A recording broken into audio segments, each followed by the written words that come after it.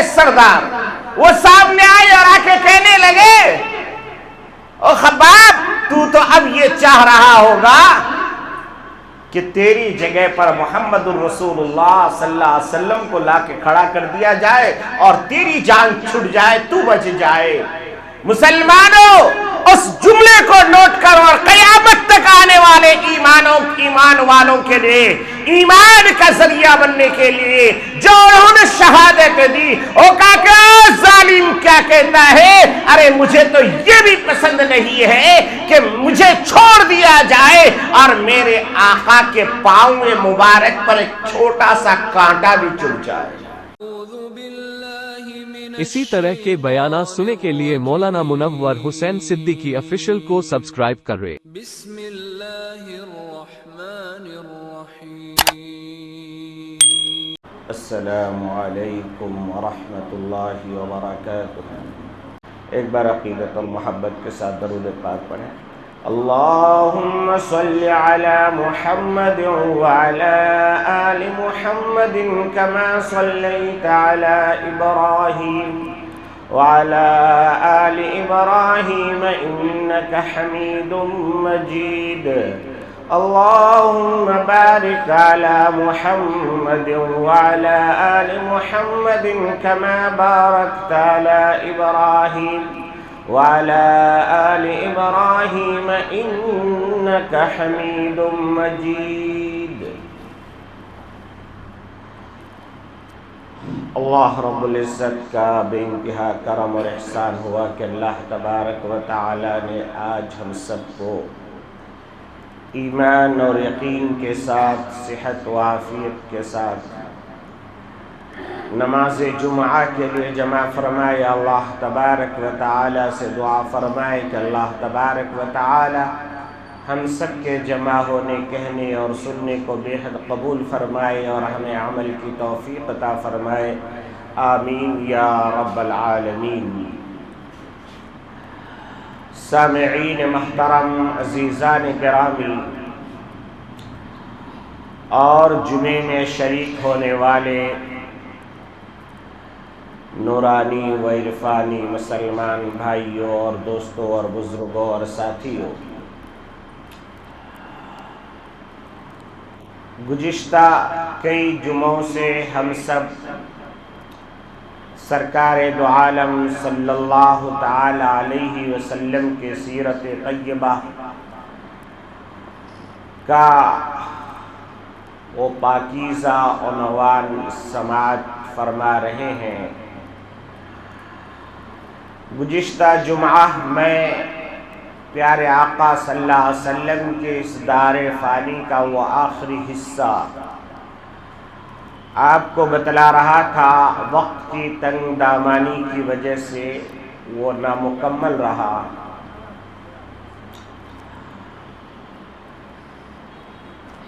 میرے پیارے دوستوں اور بزرگوں، سرکار دو عالم صلی اللہ تعالی علیہ وسلم کہ زندگی کا کوئی بھی حصہ ہو وہ ہم سب کے لیے نجات کا ذریعہ ہے اور رہتی دنیا تک کے لیے وہ نمونہ ہے۔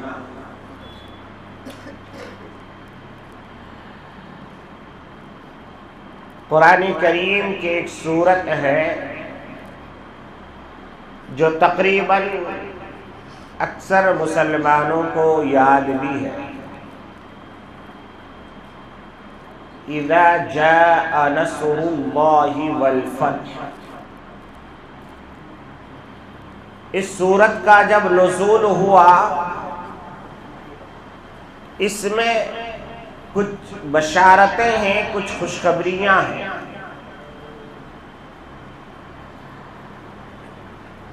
تو صحابہ میں بعض صحابی خوشی منانے لگے، ایک دوسرے کو مبارکبادی دینے لگے۔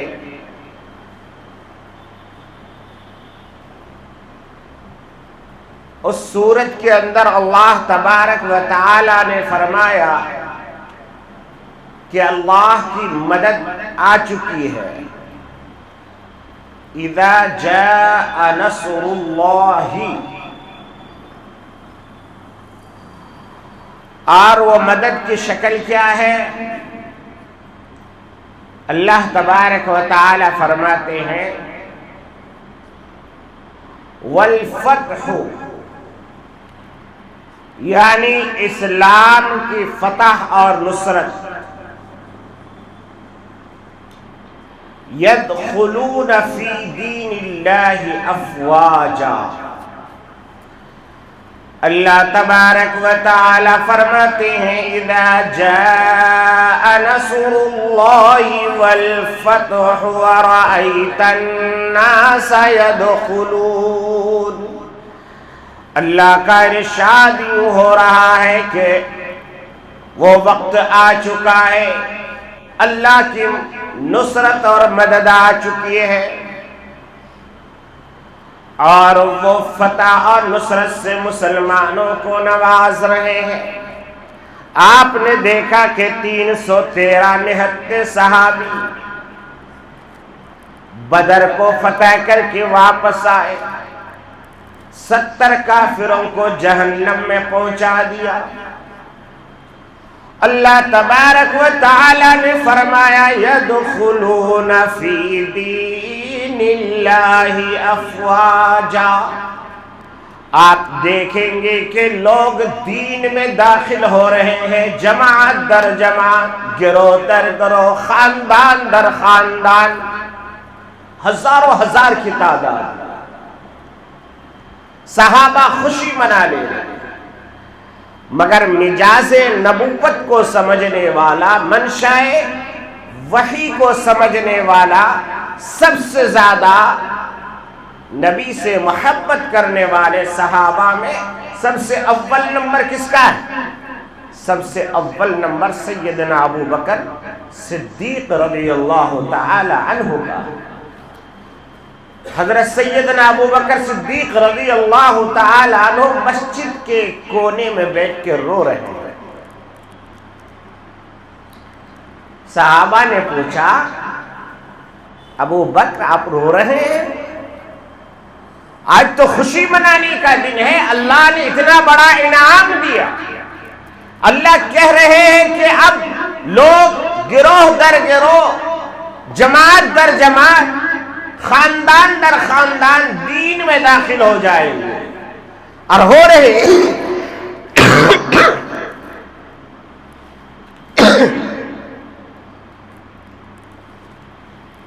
تو سیدنا ابو بکر صدیق رضی اللہ تعالی عنہ کہنے لگے میرے بھائی اسی صورت نے تو مجھے رلایا، انہی آیتوں نے مجھے رلایا۔ کا کیا مطلب؟ کہا کہ نبی کے دنیا میں آنے کا مقصد ہے لوگوں کو دین میں داخل کرنا، لوگوں کو اللہ سے ملانا، لوگوں کو اسلام کے اندر لانا۔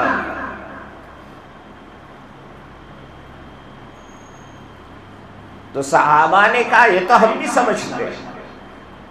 تو پھر سیدنا ابو بکر صدیق نے کہا کہ جب نبی کا مشن پورا ہو جاتا ہے، نبی کا کام جب پورا ہو جاتا ہے تو پھر نبی دنیا میں نہیں رہتے، پھر اللہ اپنے پاس بلا لیتے ہیں۔ اسی لیے میں رو رہا ہوں کہ میرے نبی کا اب جانے کا وقت آ گیا ہے، اور نبی کی جدائی مجھے برداشت نہیں، نبی کے بغیر میں کیسے رہوں گا، اس لیے میں رو رہا ہوں۔ تو نبی سے محبت صحابہ کرام رضوان اللہ تعالی علیہم اجمعین نے کیا۔ کا وہ مشہور واقعہ ہے کہ آپ مدینہ طیبہ میں ہیں، اور یہ ہے کہ میرے بھائی مجھے شوہر کی خبر مت دے۔ انا للہ پڑھتی اور پوچھتی ہے اے میرے بھائی ذرا بتا تو صحیح کہ میرے آقا کیسے، میرے رسول کا کیا، میرے رسول صلی اللہ تعالی علیہ وسلم کیسے ہیں؟ وہ صحابی کہنے لگا اے میری بہن، میرے آقا تو سلامت ہے مگر تمہارا شوہر شہید ہو گیا۔ پھر آگے بڑھی تو کسی صحابی نے روک کے کہا، ہے میری بہن اللہ تجھے صبر عطا کرے، اللہ تیری مدد کرے کہ آج اللہ کے راستے میں تیرا جوان بیٹا شہید ہو گیا۔ وہ بہن کہتی ہے، میرے بھائی میرے بیٹی کی بات نہیں، مجھے ذرا بتا کہ میرے آقا کا کیا حال ہے۔ پھر آگے بڑھتی ہے تو پھر ایک صحابی کہتے ہیں، اللہ تجھے صبر عطا فرمائے، تیرے بھائی بھی شہید ہو گئے۔ انہا آگے بڑھی، جس کا بیٹا شہید، جس کا بھائی شہید، جس کا شوہر شہید، مگر وہ کہتی ہے کوئی بات نہیں ہے، نہ مجھے بیٹی کی پرواہ ہے، نہ مجھے شوہر کی پرواہ ہے، نہ مجھے بھائی کی پرواہ ہے، اگر مجھے پرواہ ہے تو میرے آقا صلی اللہ علیہ وسلم کی پرواہ ہے۔ صحابہ نے میرے آقا کو گھیر رکھا تھا۔ وہ آگے بڑھی، کہا مجھے میرے آقا کی ایک جھلک دکھا دو، میں سب غموں کو بھول جاؤں۔ میرے بھائیوں، تو صحابہ نبی سے ایسی محبت کرتے تھے کہ وہ دنیا و ما فیہا ان کے لیے چھوڑنا بڑا آسان تھا۔ حضرت خباب رضی اللہ تعالیٰ عنہ کے بارے میں آتا ہے، حضرت خباب رضی اللہ تعالیٰ عنہ مکے میں ہیں، چاروں طرف سے کتوں نے گھیر رکھا ہے، جیسے آج کل ہمارے ہندوستان میں ہوتا ہے، کوئی ایک مسلمان جاتا ہے چاروں طرف کتے اسے گھیر لیتے۔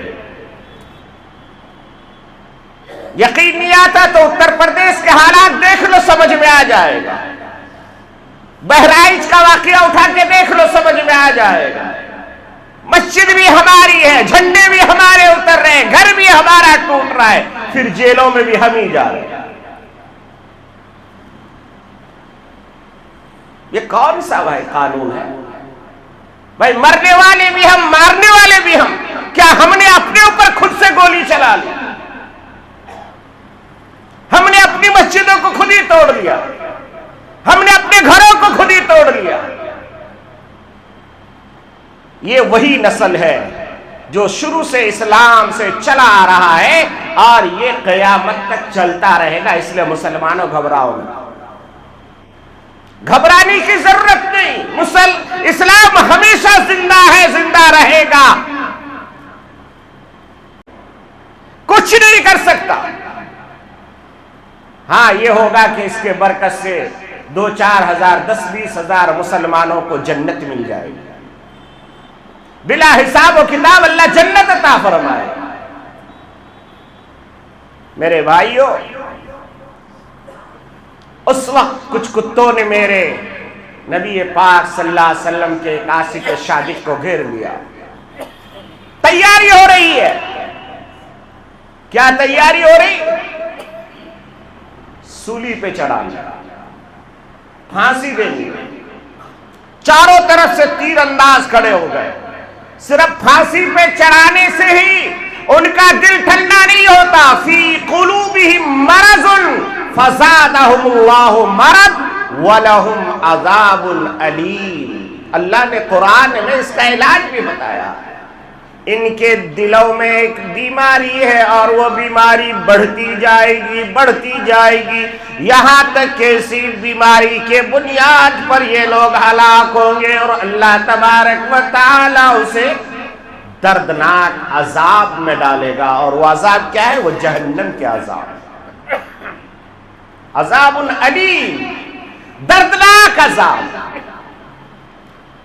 وہ صحابی کو سولی پہ جب کھڑا کیا، کھڑا کرنے کے بعد چاروں طرف سے تیر لے کے تیر اندازوں نے تیر کو تانا ہوا ہے۔ اب اس وقت سارے عتبہ، شیبہ، امیہ، یہ سب جمع، یہ سب وڈیرے پڈیرے سب جمع ہیں، جیسے آج کل کے جاہل لوگ جمع ہوتے ہیں ایسے سب جمع ہے۔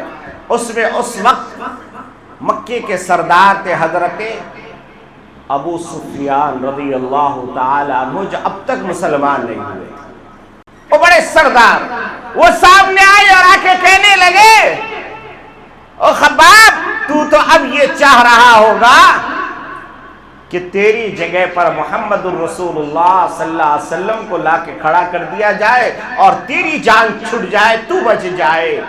مسلمانوں اس جملے کو نوٹ کرو اور قیامت تک آنے والے ایمان والوں کے لیے، ایمان کا ذریعہ بننے کے لیے جو انہوں نے شہادت دی، وہ کہا کہ ظالم کیا کہتا ہے، ارے مجھے تو یہ بھی پسند نہیں ہے کہ مجھے چھوڑ دیا جائے اور میرے آقا کے پاؤں مبارک پر ایک چھوٹا سا کانٹا بھی چبھ جائے، مجھے یہ بھی پسند نہیں۔ تو مجھے کہہ رہا ہے کہ میری جگہ پہ میرے آقا، ایسا ممکن نہیں، ایک چھوٹا سا کانٹا کا خراش بھی مجھے برداشت نہیں۔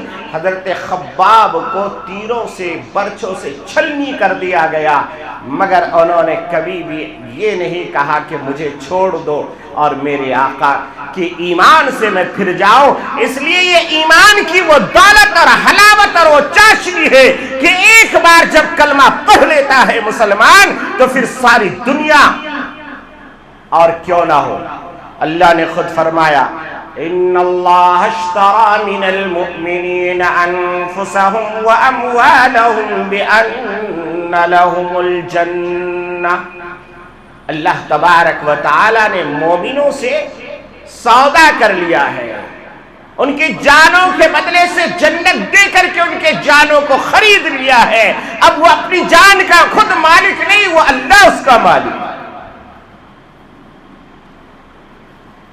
تو میرے آقا صلی اللہ تعالی علیہ وسلم کا وہ آخری دور چل رہا ہے اور سورۃ النصر کا نزول ہوا، یدخلون فی دین اللہ افواجا، کہ اب دین میں لوگ گروہ در گروہ داخل ہوں گے۔ حضرت سیدنا ابوبکر صدیق مسجد کے کونے میں بیٹھ کے رو رہے ہیں۔ صحابہ نے پوچھا کیوں رو رہے ہو؟ کہا کہ میرے بھائیوں یہ صورت بتاتی ہے کہ اب میرے آقا دنیا میں زیادہ دن نہیں رکنے والے، اب اللہ اپنے پاس بلا لیں گے۔ میرے آقا صلی اللہ علیہ وسلم کا انتقال جو ہوا ہے وہ پیر کے دن ہوا ہے۔ ٹائم آپ کو میں نے بتایا تھا تقریباً چاشت کے وقت سے تھوڑا پہلے۔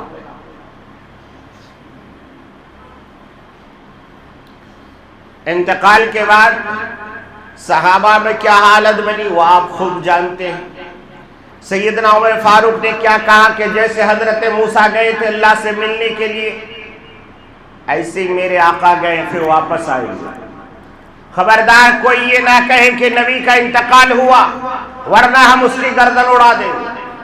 حضرت بلال حبشی رضی اللہ تعالی عنہ روتے روتے مسجد سے باہر نکل گئے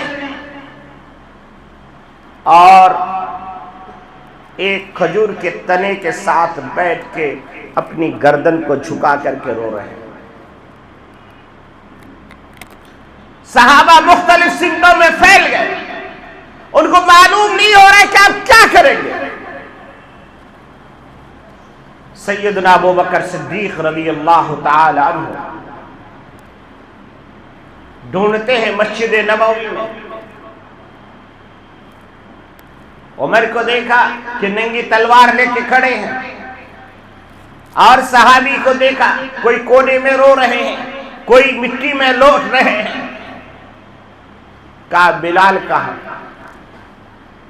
ظہر کیا اذان کا وقت ہوا، کہا بلال کہاں ہے؟ لوگوں نے کہا اے ابو بکر، بلال کی یہ حالت ہو گئی ہے کہ کوئی بیان نہیں کر سکتا، وہ اسی وقت مسجد سے نکل گئے، پتہ نہیں کدھر ہے۔ کہا کدھر گئے؟ کہ اسی طرف گئے۔ حضرت سیدنا ابو بکر صدیق ادھر نکلے، دیکھا تو بلال اپنے گردن کو دونوں گھٹنوں کے بیچ میں ڈال کر کے رو رہے ہیں۔ سیدنا ابو بکر صدیق نے جا کے منڈی میں ہاتھ رکھا، بلال منڈی اٹھائی۔ لکھنے والوں نے لکھا ہے کہ ہم نے رونے والے بہت دیکھے مگر بلال کی طرح اور ابو بکر کی طرح رونے والا آج تک ہم نے نہیں دیکھا۔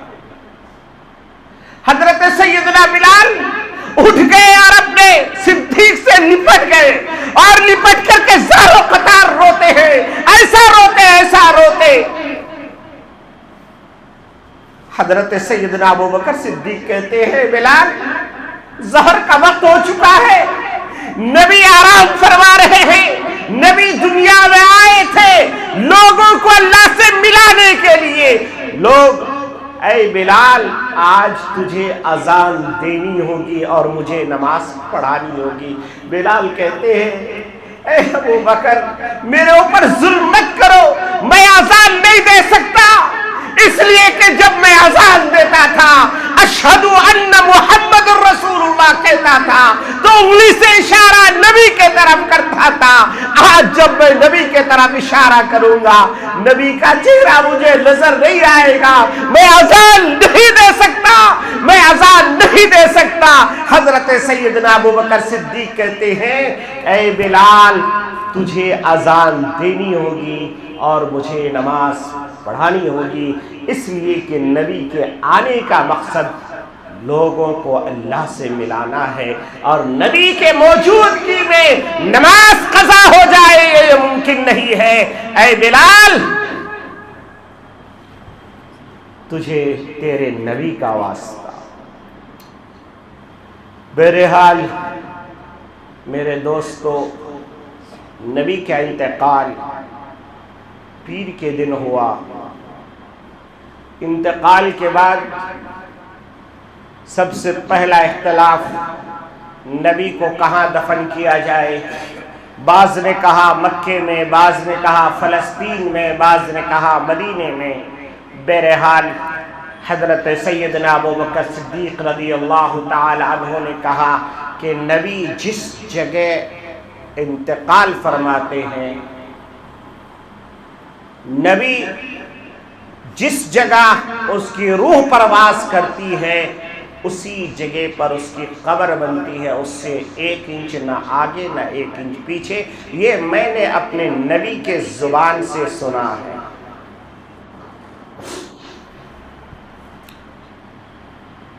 سیرت نگاروں نے لکھا ہے میرے آقا صلی اللہ علیہ وسلم جس چارپائی پہ لیٹے تھے اور آپ کا انتقال جہاں پر ہوا تھا عین اسی جگہ پر آپ کی قبر بنائی۔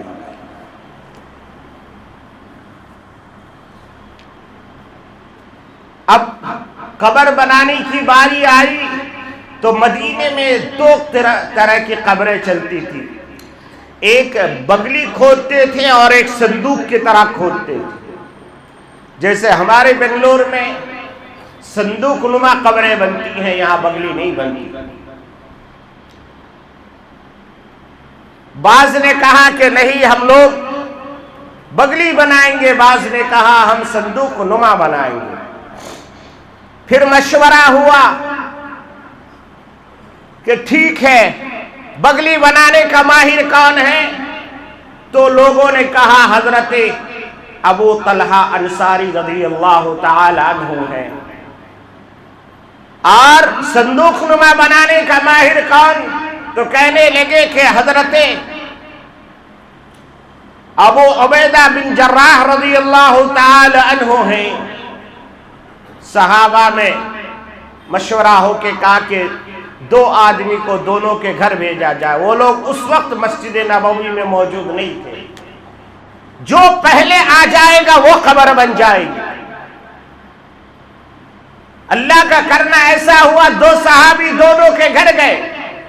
حضرت ابو عبیدہ بن جراح رضی اللہ تعالیٰ عنہ گھر میں نہیں ملے، اس لیے کہ وہ نبی کی محبت میں پتہ نہیں کہاں اپنے سر کہاں مار رہے تھے۔ سب کی حالتیں خراب ہو چکی تھی۔ ابو عبیدہ بن جراح رضی اللہ تعالیٰ عنہ نبی کے وہ عاشق تھے جنہوں نے اپنے دندان مبارک کو شہید کیا تھا۔ نبی کے دانت میں پھنسی تیر کو نکالنے کے لیے اپنے دانتوں کو شہید کر دیا تھا۔ وہ گھر میں نہیں ملے۔ حضرت ابو طلحہ انصاری رضی اللہ تعالیٰ عنہ ملے، وہ جلدی آ گئے، کہا کہ چلو اب قبر آپ ہی بنا۔ تو بگلی قبر بنانے کے ماہر تھے، تو میرے آقا صلی اللہ علیہ وسلم کی قبر شریف بگلی بنائی۔ بگلی قبر ایسے کھودنے کے بعد اندر میں ایک روم کے طرح بنایا جاتا ہے، پھر اس کو اینٹ سے برابر کر دی جاتی، اور اس کو اپنی آنکھوں سے دیکھنا ہو تو مدینہ چلے جائیے، جنت البقیع میں جب قبریں آج بھی بنتی ہے تو بغلی ہی بنتی ہے۔ بہرحال پھر اختلاف ہوا کہ صاحب میرے آقا کے انتقال کے بعد اب امیر کون بنے گا، تو حضرات صحابہ میں دو حصے میں بڑھ گئے، کہنے لگے کہ دو امیر بنیں گے، ایک مہاجر میں سے ایک انصار میں سے۔ مہاجر کون؟ مکے والے۔ انصار کون؟ مدینے والے۔ پھر مشورہ ہوا کہ اگر دو صحابی امیر بن گئے تو نتیجہ کیا ہوگا؟ فساد، لڑائی۔ نبی کے موجودگی میں یہ باتیں ہو رہی ہیں، اب کیسے معاملہ حل کیا جائے؟ تب سیدنا عمر فاروق رضی اللہ تعالیٰ عنہ اور حضرت علی رضی اللہ تعالیٰ عنہ کھڑے ہوئے اور کہنے لگے کہ امیر ایک بنے گا، دو نہیں بنے گا، چاہے جسے بنانا بناؤ مگر امیر ایک ہوگا، دو نہیں ہو سکتا، دو ہونے سے تو اختلاف ہو جائے گا۔ پھر لوگوں نے چنا، اس کے بعد پھر اعلان ہوا کہ میرے آقا صلی اللہ علیہ وسلم نے فرمایا کہ امیر قریش میں سے ہو سکتا ہے، ائمۃ القریش۔ پھر وہ سارے اختلاف ختم ہوئے اور اعلان ہوا کہ سیدنا ابو بکر صدیق رضی اللہ تعالی عنہ بلا اختلاف، کسی صحابی کو کوئی اعتراض نہیں تھا، حضرت سیدنا ابو بکر صدیق امیر بنائے گئے۔ اور امیر بننے کے بعد پھر طے ہوا کہ اب جنازے کی نماز کون پڑھائے گا۔ بہت بڑا مسئلہ تھا، جنازے کی نماز کون پڑھائے گا۔ پھر سیدنا ابو بکر صدیق کھڑے ہوئے اور کہنے لگے کہ نبی تو امام الانبیاء، نبیوں کے بھی امام ہیں، اب ان کی امامت کون کرے گا؟ اس لیے کوئی امام نہیں، کوئی امام نہیں، نماز جنازہ پڑھی جائے گی، سب اپنے اپنے جاؤ، اپنے اپنے گروپ کے ساتھ میں 8 آدمی 10 آدمی داخل ہو جاؤ اور سب اپنی اپنی طرف سے نماز پڑھو، اور نماز میں وہ دعا بھی نہیں پڑھی جائے گی جو ہم لوگ پڑھتے ہیں، اللہم اغفر لحینا ومیتنا وشاہدنا وغائبنا، بلکہ صرف وہاں پر درود پڑھنا ہے، صلاۃ و سلام پڑھنا ہے اور سلام کر کے واپس آنا ہے۔ تو یہ سارے کام کرنے کے لیے لمبا وقت چاہیے تھا، کیونکہ وہ جو حجرہ شریف ہے عائشہ صدیقہ طیبہ طاہرہ کا جو وہ حجرہ شریف ہے وہ بہت چھوٹا ہے، میرے خیال سے 10x20 کا ہوگا یا 10x10 کا ہوگا، اب اس میں اتنے لوگ آ نہیں سکتے تھے، تو اس وقت مدینے میں 30,000 صحابہ تھے۔ میرے آقا جب اس دنیا سے جا رہے تھے تو مدینے میں کتنے؟ 30,000 صحابہ، 30,000 صحابہ نے نماز جنازہ ادا کی، 10 اور 8 آدمی، تو یہ نماز ہوتے ہوتے ہوتے ہوتے پیر کا پورا دن گیا، پوری رات گئی، پھر منگل کا پورا دن گیا، پھر رات آئی، اور رات کے تہجد کے وقت لوگ نماز سے فارغ ہوئے۔ تو پیر اور منگل 2 دن میرے آقا صلی اللہ علیہ وسلم کے جسد اطہر کو ایسا ہی رکھا گیا۔ ہاں بیچ میں ایک بات آئی کہ نبی کو غسل دیا جائے یا نہیں دیا جائے، تو کہا کہ نہیں، نبی کو غسل تو دینا ہے مگر کپڑے نہیں اتارے جائیں گے، انہی کپڑوں میں ہی اوپر سے پانی بہایا جائے گا۔ حضرت علی اور حضرت عباس رضی اللہ تعالی عنہما نے یہ اوپر سے پانی بہایا، اور حضرت علی نے اپنے ہاتھ میں کپڑا لپیٹ کر کے نبی کے جسم کو تھوڑا سا سہلا دیا۔ میرے دوستو، تو اس طریقے سے نبی پاک صلی اللہ تعالی علیہ وسلم کا آخری سفر یہاں سے پورا ہوتا ہے، اور میرے آقا صلی اللہ علیہ وسلم کو اس مبارک جگہ پہ دفن کیا گیا جو جنت کا ہی حصہ ہے۔ کیوں؟ اس لیے کہ میرے آقا صلی اللہ علیہ وسلم نے فرمایا کہ میرا حجرہ اور میرے منبر اس دونوں کے درمیان کی جو جگہ ہے وہ جنت کا ٹکڑا ہے. اللہ تبارک و تعالی قیامت کے بعد جب حشر و نشر ہو جائے گا اس حصے کو جنت میں داخل کر دے گا. اس لیے آج اگر کوئی مسلمان یہ قسم کھا لے کہ میں جنت میں نماز پڑھوں گا تو وہ مکے میں جا کے پڑھے گا تو قسم پوری نہیں ہوگی، بلکہ اس کو مدینہ جانا پڑے گا اور مدینے میں جا کے ریاض الجنہ میں اسے نماز پڑھنی پڑے گی. اگر اس نے ریاض الجنہ میں نماز پڑھ لی تو اس کا قسم پورا ہو جائے گا، اور اگر نہیں پڑھ سکتا تو پھر گنہگار ہوگا. بہرحال میرے دوستو، اللہ کے نبی صلی اللہ تعالی علیہ وسلم کا وصال ہوتا ہے اور آپ دنیا سے چلے گئے، مگر امت کو یہ بتا کے گئے کہ دیکھو کوئی بھی معاملہ ہو پہلے مشورہ کرو. قرآن میں بار بار اللہ تبارک و تعالی نے مومن کو فرمایا قل اطیعوا اللہ واطیعوا الرسول واولی الامر منکم، کہ اے لوگوں اللہ کی اطاعت کرو، رسول کی اطاعت کرو، اور اس کے بعد تمہارے بڑے جو تمہیں کہے اس پر عمل کرو. یہاں اولی الامر سے مراد اگر اسلامی ملک ہوگا تو وہاں کا خلیفہ، وہاں کا بادشاہ، اور اگر اسلامی ملک نہیں ہمارے جیسے جمہوری ملک میں رہتے ہیں تو وہاں پر جو بڑے عہدوں پر علماء رہیں گے، ان کا جو اشارہ ہوگا، ان کا جو حکم ہوگا وہ مسلمانوں کے لیے سب سے آخری فیصلہ ہوگا. چاہے جو بھی فیصلہ ہو وہ ہمیں سمجھ میں آتی ہو تو الحمدللہ، نہ سمجھ میں آتی ہو تو الحمدللہ، مگر اس فیصلے کا تعلق اللہ کے حکم سے ہوگا.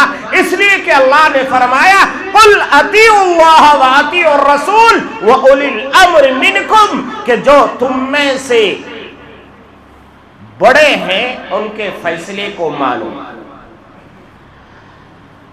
تو میرے عزیز دوستوں اور بزرگوں، ہم لوگ جس ملک میں رہتے ہیں یہاں پر حکومت اور اسلام ہمیں حکم دیتا ہے کہ ہم حکومت کی بات مانیں، اور حکومت پابند ہے یہاں کے سنویدھان پر چلنے کا. اگر سنویدھان سے ہٹ کر کے حکومت ہمیں مجبور کرتی ہے تو اس کا پابند ہم نہیں ہیں. میرے عزیز دوستوں اور بزرگوں، اس لیے ہمیں اس وقت غور کرنا چاہیے، فکر کرنی چاہیے کہ ہمیں اس ہندوستان میں یہ جو ہمارا پیارا ملک ہے، اس ملک پر ہم کس طریقے سے آنے والی نسلوں کی ایمان کو بچا کر کے کیسے ہم زندہ رہ سکتے ہیں. ہم تو مسلمان ہوئے مگر ہمارے بچے کیسے مسلمان باقی رہیں گے وہ سوچنا. ہم صرف جمعے نماز پڑھ کے یہ سوچیں کہ ہم پکے مسلمان ہیں اور اپنے بچوں کی فکر نہ کریں تو دیکھیے آنے والی نسلیں. آج چلے جائیے مسجد قرطبہ جا کے دیکھیے، اندلس کے سرزمین پہ جائیے، اسپین جائیے، وہاں پر 1000 سال تک اسلامی حکومت نافذ تھا. بڑے بڑے مدرسے تھے وہاں پر. دنیا کی سب سے بڑی مسجد تھی وہاں پر جس کو مسجد قرطبہ کہا جاتا ہے. کئی ایکڑوں میں بنی ہوئی مسجد تھی، مگر آج وہ شراب خانہ ہے، چرچ بنا ہوا ہے. وہاں پر بائبل کی تعلیم ہوتی ہے، مسلمان کا نام و نشان نہیں، مٹا دیا ہو گیا. اسی کوشش پہ یہاں کی حکومت آج کوشش کر رہی ہے کہ ہم ہندوستان سے اسلام کو مٹائیں گے، اور اسلام کو مٹانے کے لیے ضروری ہے کہ مدرسوں کو مٹایا جائے، اور مدرسے کو مٹانے کے لیے ضروری ہے کہ مولویوں کو مٹایا جائے. کیوں؟ اس لیے کہ پاور ہاؤس کا تعلق مولوی ہی عوام کا کرتا ہے.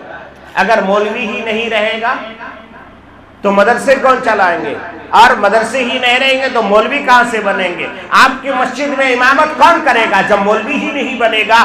اسی لیے انگریز نے ایک ناکام کوشش کی تھی، انہوں نے 70,000 علماء کو پھانسی دیا تھا، تب جا کر کے ہمارے اور آپ کے مخدوم حضرت مولانا قاسم نانوتوی رحمت اللہ علیہ نے دارالعلوم کی بنیاد ڈالی، اور ڈالنے کے بعد کہا کہ انگریز جس طریقے سے مشینری اسکولوں میں بچوں کو پڑھا کر کے انگریز بنا رہا ہے، ہم زکوٰۃ اور صدقات مسلمانوں سے لے کر کے غریب بچوں کو دین کا تعلیم دیں گے، دین کا داعی بنائیں گے، دعوت و تبلیغ کا کام یہ علماء کریں گے۔ نتیجہ یہ ہوا آج دنیا کے کسی کونے میں آپ چلے جائیے، دارالعلوم کا کوئی نہ کوئی فارغ التحصیل دارالعلوم سے پڑھا ہوا، چاہے امریکہ ہو، چاہے کینیڈا ہو، چاہے ویتنام ہو، کہیں بھی چلے جائیں آپ کو کوئی نہ کوئی دعوت و تبلیغ سے لگا ہوا کوئی عالم وہاں پر ملے گا، وہ کسی نہ کسی طرح سے اس کا بھی تعلق دارالعلوم سے ہوگا۔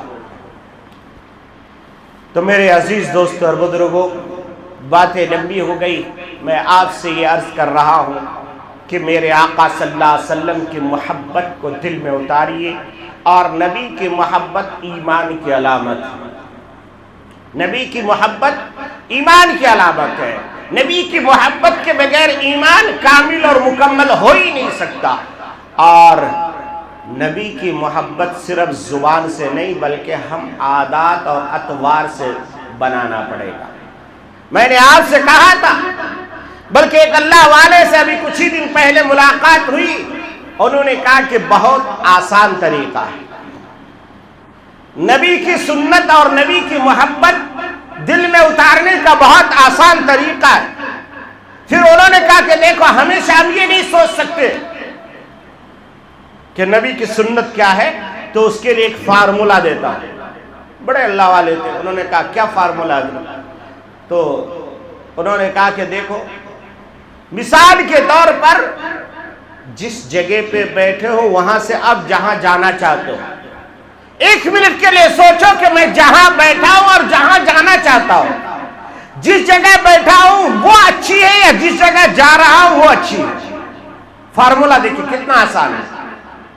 اب ظاہر سی بات میں ہم مسجد میں بیٹھے، اب گھر جائیں گے تو مسجد اچھی ہے یا گھر اچھا ہے؟ بھائی مسجد اچھی ہے، تو اس لیے ہمیں کیا کرنا ہے؟ بایاں قدم پہلے نکالنا، سیدھا قدم بعد میں نکالنا۔ اب ہم گھر میں ہیں، اب گھر سے مسجد آ رہے ہیں، تو ہمارا ارادہ کیا ہے؟ آپ کو مسجد میں جانا ہے، تو سب سے پہلے سیدھا قدم نکالنا۔ اب ہم گھر سے بازار جا رہے ہیں، اب بازار بری جگہ ہے، تو ہم کیا کریں گے؟ گھر سے پہلے بایاں قدم کو نکالیں گے، پھر دایاں قدم کو، سیدھا قدم کو نکالیں گے۔ اتنا آسان فارمولا کہ مولانا اگر اس پر عمل کر لے انسان کی پوری زندگی سنت کے مطابق ہو جائے گی۔ پھر کہا کہ بھائی انسان کھانا پانی سب کچھ کرتا ہے، تو یہ سوچے کہ بھائی ہمیں کھانا ہے تو نبی نے کیسے کھایا؟ دسترخوان بچھایا، کھانا کھائے، پانی پیا، 3 گھونٹ میں پیا، دیکھ کے پیا، کون سا ٹائم لگ رہا ہے؟ کچھ نہیں، بس یہی آٹومیٹک آپ کو نبی کی محبت آپ کے دل میں آتی رہے گی، آپ نبی کا عاشق بن جائیں گے۔ اور ایک آدمی نہ سنت پر عمل کرتا ہے مگر گھر میں بڑا جھنڈا لگا دیا، بولتا ہے نبی کا عاشق، بن جائے گا نبی کا عاشق؟ جھنڈے سے نبی کا عاشق نہیں ہوتا، دل میں نبی کی محبت کو اتار کے نبی کی زندگی کو اپنانے سے نبی کا عاشق بنتا ہے۔ اللہ تبارک و تعالی ہمیں اپنے نبی سے پکی سچی محبت کرنے کی توفیق عطا فرمائے، آمین۔ وآخر دعوانا الحمدللہ رب العالمین۔